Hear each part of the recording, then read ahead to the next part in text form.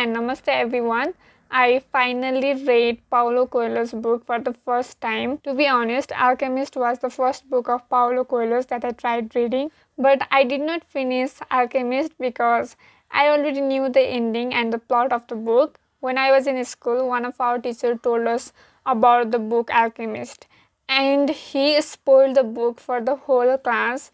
When I tried reading the book myself, I just couldn't read it. I knew the ending, I knew the plot, and I just didn't find it interesting enough to continue reading. So anyway, The Witch of Portobello is the first book of Paulo Coelho's that I finished reading.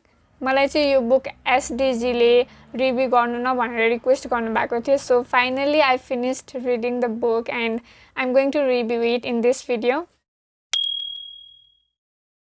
This book is really wonderful and I had never ever read something like this before. So reading the book was whole different new experience for me. Title says The Witch of Portobello, but it is not a fantasy novel where there are a bunch of witches, they do magical things and make potions. It is not like that. This book is about real world. There are real people, there are real things.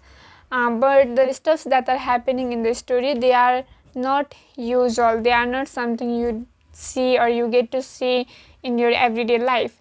And that was really amazing. I was really amazed by all of those things. This story is about a girl named Athena. She is the main character. Her real name is Serene, but throughout the book you will know her by name Athena. Athena has been adopted and raised in this small, beautiful, loving family. Her foster parents, they love her a lot and they care about her. They provide her with anything she needs in her life.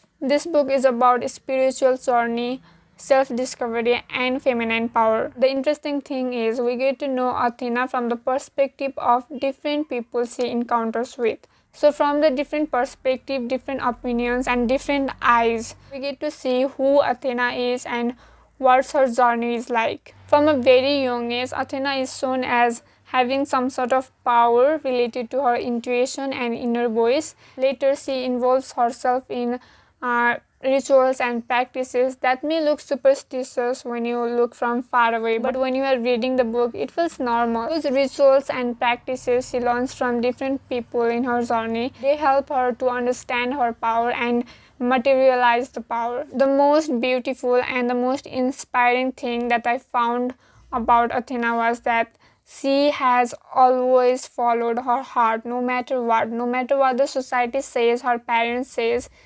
She listens to herself and to her intuition and to her inner voice.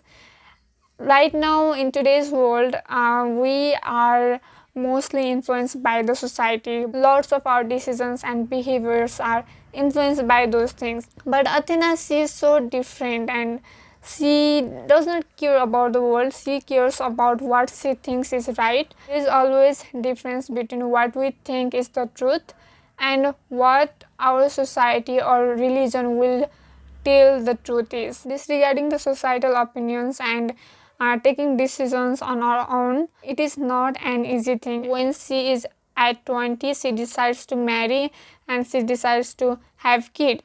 Even I was being judgmental when she took that decision. Athena is an independent woman. She has a child. She has people who love her very much and she has people whom she loves very much. And despite that, she is not content with herself. She wants to find out more about herself. She wants to find out about her identity, about her roots. She wants to discover herself more. Athena keeps moving and goes to places to find herself and to fill her empty spaces. It completely made sense when she talked about empty spaces and when she talked about having to do something because your heart is compelling you to do. Everything made sense when I was reading the book, but when I stopped reading and when I was back to my real world, I was stuck. I did not know how to interpret those things or how to relate it to my real life, and even if I could relate it, what do I do now? Those rituals, practices mentioned in the book, it made sense when you were in the book, when I was reading the book. After that, coming back to the real world, there were many questions. I was stuck there. The latter part of the book is about how the society reacts to new ideas and new powers and what it does when it feels insecure. I have to say that I did not agree with Athena in every aspect of life.